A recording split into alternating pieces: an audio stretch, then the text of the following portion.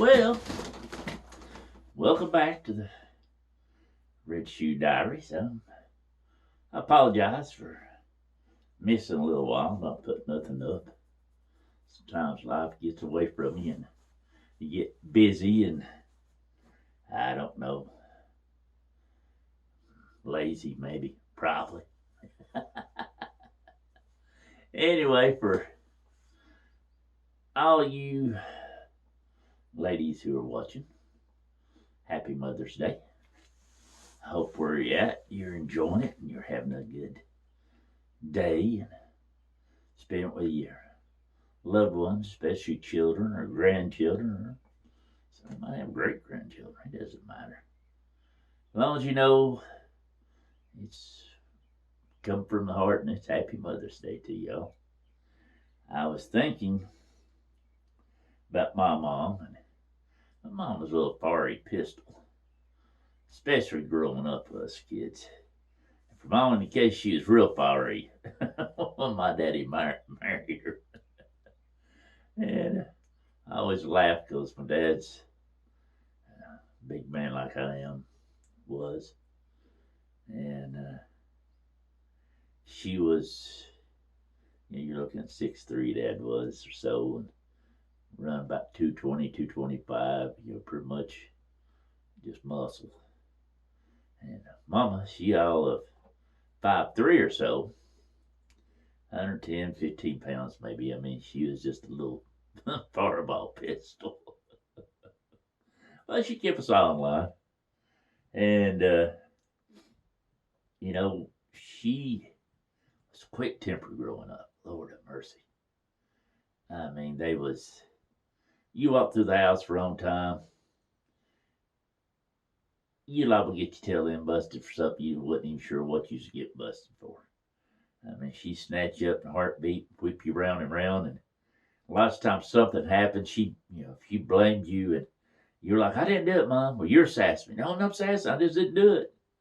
The funny part was, then, if you proved you hadn't done something wrong, her next favorite line was, well, I'm sure you did something I don't know about, so that covers that. So, I mean, just what it was. And I think, she's so quick temper about the whipping stuff. I told some, I think that was her cardiovascular workout back then. I mean, she just put us all into it. Maybe it helped us by running around circles, jumping up and down, and holler, we ain't gonna do it again, Mama. Ain't gonna do it again. And as years went by, she mellowed out, thankfully. Now, all her grandkids will tell you their mamas didn't have a temper. That she was just the most sweet, precious thing. And obviously, us kids is telling stories on their mama. I'm just telling you. Because they're like, I don't know what you're talking about. My mama wouldn't do that. Mama might not have, but our mama would have. They got the 2.0 version of her by the time she mellowed out. And, of course, I used to love, aggravate her and torment her about something constantly. Because we was always cutting up, acting foolish, and it was much as, my daughter's mom was talking about one day. She said, when you're with your mom, you're all the time cutting up and going on a bunch of talk, foolishness, aggravating going on. But then, as soon as you're with your dad, you're like you and him turn into these mind mules. You're just very serious. You're there to work. You're there to do whatever. She said, you just don't laugh and joke and cut up as much. You just are very serious. And, that was the truth of the matter. When I was with Dad, most time we was, on farm working and stuff together. So, theory was the more you complained or whined about a job or quarreling or fussing, the longer it's going to take you. If you just got down to work, got down to business, taking care of it, getting it done, quicker you can get done. Quicker, you can go home. Of course, that's what he tell you, and then usually time you got whatever done you're supposed to be doing. Well, we've got time to do this now, so that's a no-win situation. And aggravating, laughing, getting her going with something other. And like her grandchildren, she never tell on them, no matter what they've been into. She might say, well, they've been, like my daughter, she's been a busy little girl today. And I guess my daughter was 3, maybe 4. She's up there with her, and she finally looked at her. She goes, Mama.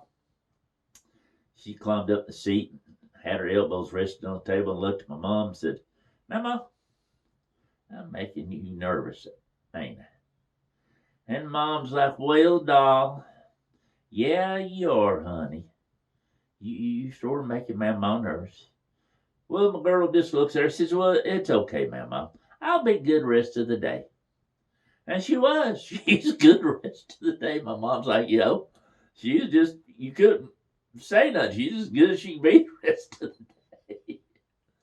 And, it's like me aggravating her. She's about 3 or 4 again. We sat beside each other. I was poking her something. Of course, she hollered, Mama, Daddy's poking me. Of course, my mama's going, hey, you leave my doll alone. I'll get me a stick. I'll whip your tail in. Of course, my daughter sniggered, go, ha ha ha. You gonna get your hiney smoked. You gonna get your hiney smoked, cracking up, laughing. I said, you think why? Because Mama's your mommy, and you have to mind your mommy, Daddy. I looked at her and said, that's gonna come back to haunt you. Trust me. She's a mommy now. That's gonna come back to haunt her. Because her little girl's gonna go, well, you gotta mind your papa, because he's your daddy, Mama. But she, of course, my daughter's hollering again. She goes, poke me again, Daddy, poke me again. So I'd poke her and she'd holler, and Mama threatened to whoop me. She thought that's the greatest thing in the world, that her daddy's going to get whipped by Mama. And, it's like aggravating one time something about dying or something. And I told her, now I'm going to make my own coffin, Mom. I said, I'm going to give them boys this little button to push. And right in the middle of service, I said, I'm going to fix it to where I'll raise up that when they push the button, I'm going to fix where that will make me raise up, sort of sit up in the middle of the coffin. I said, I'm going to have boys fix where it says, I ain't gone yet. What y'all doing? And of course, my mama starts going off on, you little heathen. Lord, you know what? They're a bunch of people. That causes them to have heart attacks. And they love them die. I sort of look on the bright side, Mama. I said, they die. We'd all grab hands and skip through the pearly gates together. Of course, that got me, you little heathen, over bust your tail in, and she just to chew me up one side and down the other. Little there, she come over and she goes, she got tickled last. She goes, well, no, there I think on it. That would be pretty funny to watch at. I'd like to see who I'll run out the door. So, there she got done chewing on it. She had a little more better humor on it. And, you remember these memories, laughter and doing crazy stuff like that, just to, you could get her wound up about something, to go on a bunch of it. It does bring you good memories. And I'm thankful my grandchildren have such great memories. I'm thankful that, Mom was a praying woman and Bible reading. She read every night. And that's when, I came under conviction, and I can remember, I was laying on the bunk bed and could look across the hall into her room, and she's in there praying, reading her Bible stuff about praying. When I went in there and talked to her about, I'm lost, I want to get saved, Mom. That had a lot of influence on it. And, I'm very thankful for that. And I'm thankful as years go by, any of us, she's doing some prayer where you call her, didn't matter who you was. She's there to pray for you. After my brother passed away, she got his computer and had different friends that was on that about praying that, they send each other prayer requests and help. And that was, the way my mom was. And about not long before she passed away, Dad passed away first. She passed away 3 years later.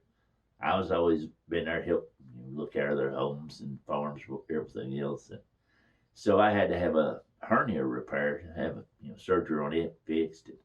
And I told her, I'm going to go down and stay with my sister and stuff, and with her oldest daughter.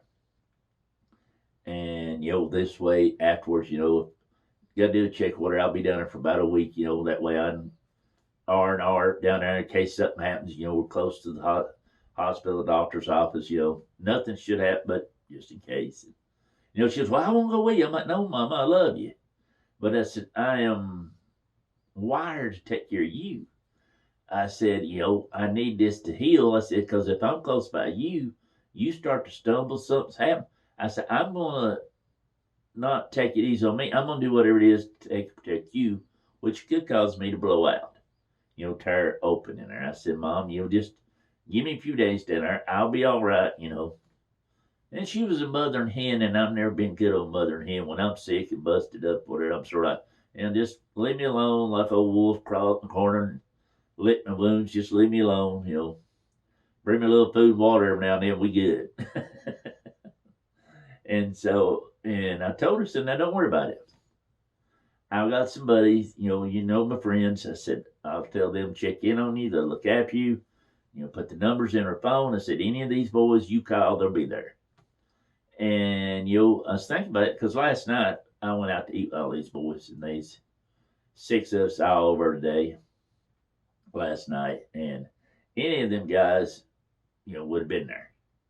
And they did, while I was gone, they went by and checked on her every day, looked at her, see if she needed anything. And at the time, where she lived on this subdivision in the street, her and a couple other women there, they post widows, and they call it the widow's corner. And some of them's like, oh, well, he's going down there. Ain't you afraid? And she's like, no, I'm not afraid. He has some of the best friends I know of. Said, they're going to come by and check on me.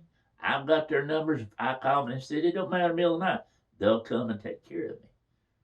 And, it's stuff like that when you look at friendships and stuff, and that they're willing to take care of your mom and stuff. Your mom's, to me, is one of your most important people, if not the most important person in your life a lot of the times. They give birth to you, they nurture you, they try to help you through the years. Like my mom, I was praying for us, trying to keep us straight, which, definitely a daily job with me. But, that when, like I said, going out to eat with them boys last night, and we took pictures and looked into pictures and thinking about it, and sent to my daughter, and she said, well, it's great you guys do it. I'm like, that's 40 plus years of friendships. All of us have been friends for over 40 years. Some of them, a couple of them, they're cousins. They grew up together, so it's lifelong friends. And some of us, known since freshman high school. One of them's, I've known him since 3rd grade. They used to always call us brothers because we've always been together hanging out and stuff. We still do. And all of them still, call, need help, whatever, you can pick up the phone. And, and then seeing, you trust these people, and then knowing that your parents, your mom trusts these people, and that means a lot, I didn't mean to go off subject on the thing of moms, but it does make you feel good. And a lot of them, part of them and other friends, their moms sort of adopted me, and that's a blessing. I'd always go in, and it's funny because when you're younger, you're there all the time. Then you sort of get lost out. And then when you do see them again, go in, they're like, well, there's my lost child. Where you been? Because life gets in the way. You're busy rolling around doing this, and me trucking and seeing all 48 states, about 30 candidates. So it makes a difference. And mostly, it goes back to the mother stuff, and there's stuff in the Bible talks about how, a wife, what else she does, and about taking care of her family, and all, to me it applies as a mom taking care of her kids. And this day, there's a lot of women they want to be mommy, they want to be called mommy. They like the title, but, they don't want to put the work in. The reality is, male or female, you can be listed on a piece of paper, birth certificate. It's under mother or father. Anybody can do it. Pretty much anybody can do it, male or female.